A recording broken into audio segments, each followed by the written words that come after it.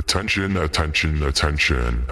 I am not a trained mechanic, so please take this following video for what it's worth, which may or may not be worth very much. Thank you very much. Okay, so I just pulled so hard that it just let loose, and in the process I broke the lens there. It's gluable. I can fix that.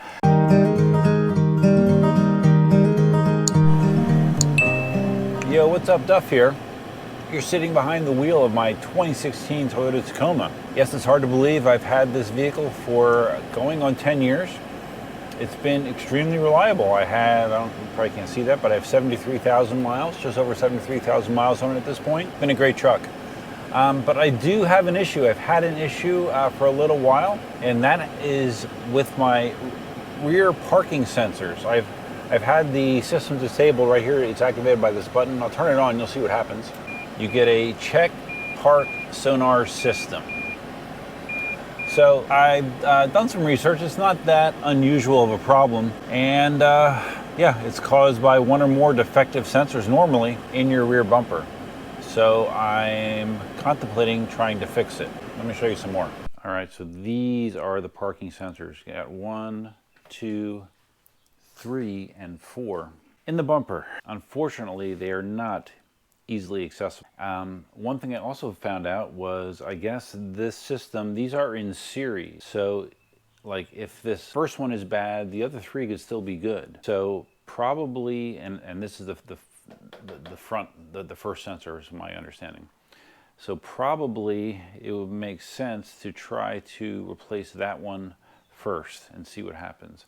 I actually had started removing the bumper skin on this one till I realized that was at the end of the chain, not the beginning of the chain. So I'm going to see if I can get this one off. I watched a video that gives some indicator of how this goes, and it's of course, like anything, it's not going to be easy. So taking off this bumper skin involves taking off a lot of these things, these clips, which you want to use a tool for. Mine is messed up from prior work. You know, that's all bent and misaligned, so it's not going to work very well. I think I'm actually going to buy a new trim tool piece for this, and also I think a pick would looks like it's going to be coming in handy for this job as well. So I'm going to go get one of each of those things, and I'll be back. 2 hours later. Okay, I popped off this middle section piece. There's 2 tabs underneath here that you can push in to kind of get it loose, and then just kind of pull from the front, and it popped it out. And then you can see these tabs for the bumper skin that go into the slots underneath there. So this has to come out to get clearance to do that. Now, if I remember correctly, there's like a clip thing up here, or a slot, that I have to somehow finagle out. So let me see if I can finagle it. Okay, so it was right here. I just had to. Did that break? Oh man, did that break? Yeah, I just broke that. Yeah, it's supposed to come up and out like this. Okay, all right, well, I broke that piece off. Be more careful.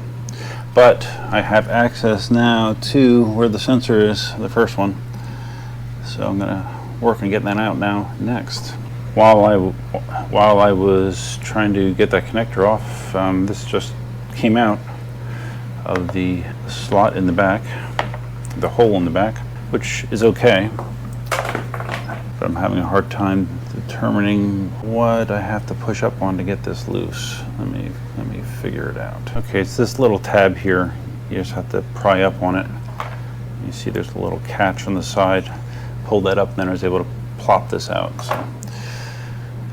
Okay, all right, so here is the OEM. Here is my replacement I got off of Amazon. Much less expensive, but if it works, I've heard mixed reviews. Some people have no problems with them, they work fine. Some people, they say, oh, nope, just get OEM. So let me hook this up and see if I get lucky. I never get lucky. Like I said, I normally don't get that lucky, so I still have the check park sensor error showing up. So I think maybe what I'll do is I will go and I'll try that one on that corner next. Let's see, again, see if I get lucky. Same deal over here. Broke this piece again. This looks super thin. That's very easy to break. Obviously my technique is lacking.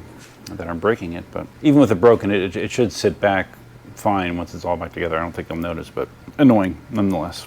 This one I was able to actually push the whole thing through just by pushing these tabs around the corner here, and I was able to pop it through and just pull the whole piece through. So I'll put the replacement sensor in as one piece. Okay, so I replace that one.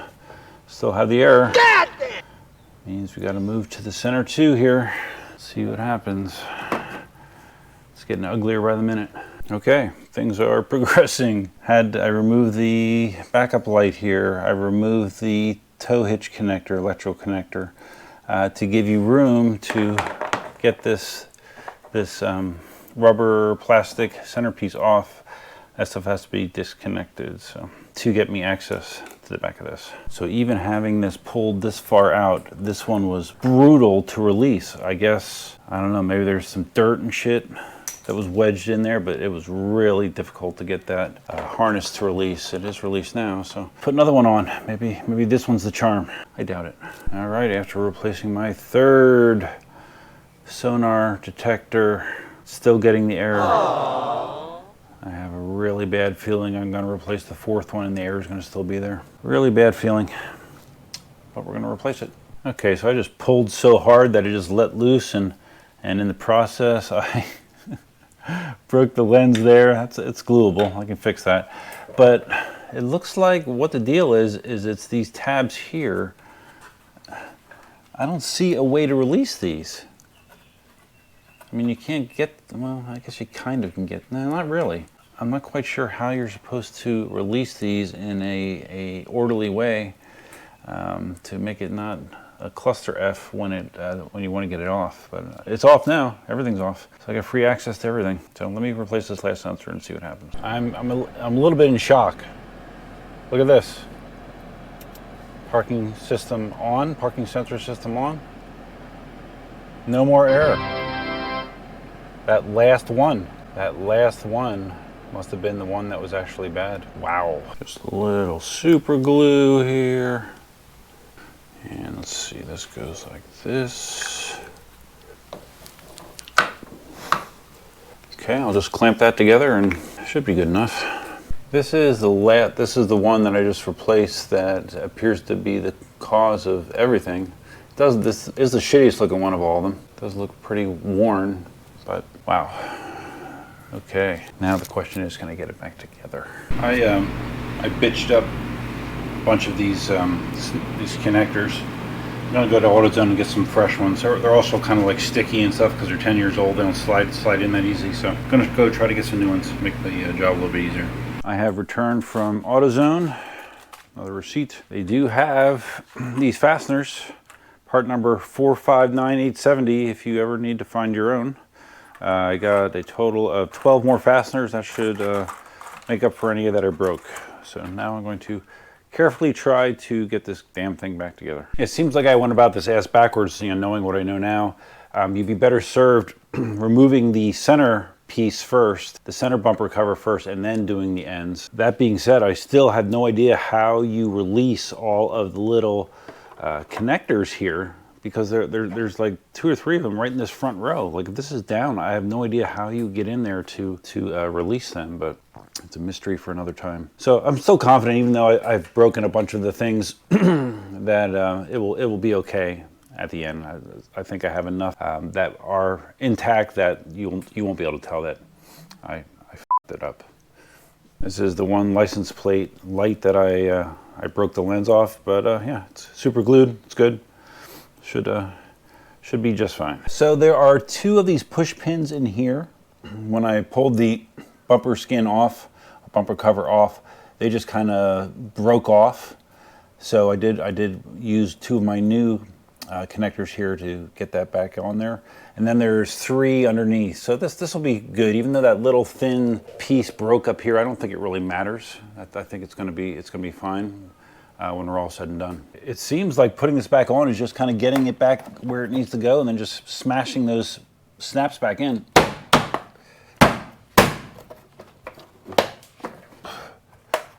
Seriously.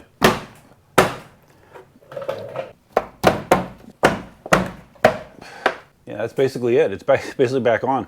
So it goes on much easier than it goes off. I know at some point someone in the comments will tell me how you would actually remove these snaps up here cleanly when taking it off. And when they tell me that, I'll probably be like, oh man, I'm such a dumbass. But for now, we're good. I can push these backup lights back in, or not backup lights, the license plate lights. I think they just snap into place, right?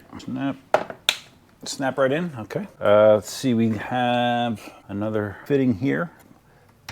Okay, that holds that there. I need to reconnect this, the tow hitch wire connector, which is here. So you just got like two big metal prongs here that you use to just push the whole thing back into place once I connect the electrical connection again. Pretty easy. Okay, I have these nice new pins, so I might as well use them. I have these nice new pins, so I might as well use them. Okay, doesn't want to go in. It's interesting, the new pins, you're laying on my chest right now. The new pins or fasteners work just fine on those side connectors, but these bottom ones, they don't want to fit right.